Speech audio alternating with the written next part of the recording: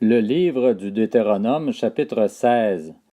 Observe le mois des épis et célèbre la Pâque en l'honneur de l'Éternel ton Dieu. En effet, c'est au cours du mois des épis que l'Éternel ton Dieu t'a fait sortir d'Égypte pendant la nuit.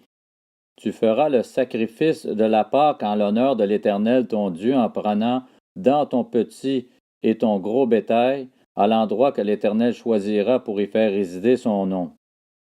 Pendant la fête, tu ne mangeras pas de pain levé, mais tu mangeras durant 7 jours des pains sans levain, du pain de misère, car c'est avec précipitation que tu es sorti d'Égypte. Ce sera le cas afin que tu te souviennes toute ta vie du jour où tu es sorti d'Égypte.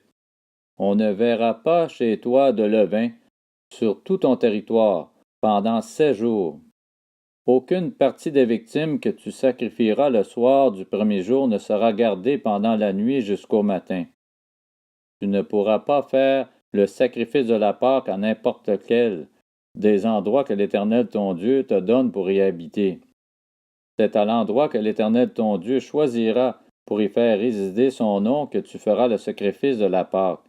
Tu le feras le soir au coucher du soleil, au même moment que ta sortie d'Égypte. Tu feras cuire la victime, et tu la mangeras à l'endroit que l'Éternel ton Dieu choisira. Le matin, tu pourras repartir et t'en aller vers tes tentes. Pendant 6 jours, tu mangeras des pains sans levain, et le 7e jour, il y aura une assemblée solennelle en l'honneur de l'Éternel ton Dieu. Tu ne feras aucun travail. Tu compteras 7 semaines. Dès que la faucille sera mise dans les blés, tu commenceras à compter 7 semaines.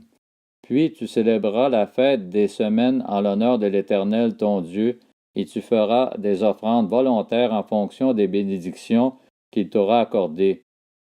Tu te réjouiras devant l'Éternel ton Dieu à l'endroit que l'Éternel ton Dieu choisira pour y faire résider son nom, toi, ton fils et ta fille, ton esclave et ta servante, le Lévite qui habitera dans ta ville, ainsi que l'étranger, l'orphelin et la veuve qui seront au milieu de toi. Tu te souviendras que tu as été esclave en Égypte, et tu respecteras ses prescriptions et les mettras en pratique. Tu célébreras la fête des tentes pendant 7 jours, au moment où tu récolteras le produit de ton aire de battage et de ton pressoir. Tu te réjouiras à cette fête, toi, ton fils et ta fille, ton esclave et ta servante, ainsi que le Lévite, l'étranger, l'orphelin et la veuve qui seront dans ta ville.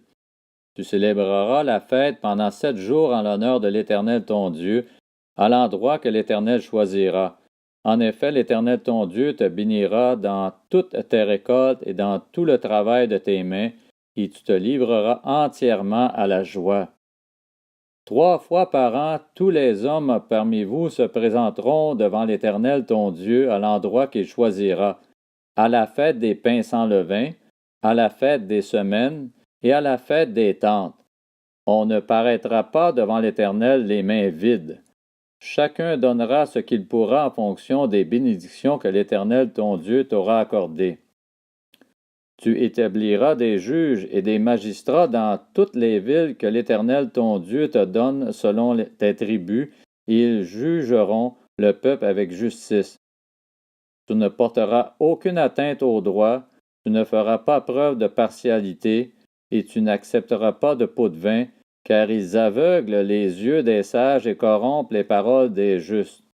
Tu chercheras à respecter parfaitement la justice, afin de vivre et de posséder le pays que l'Éternel ton Dieu te donne.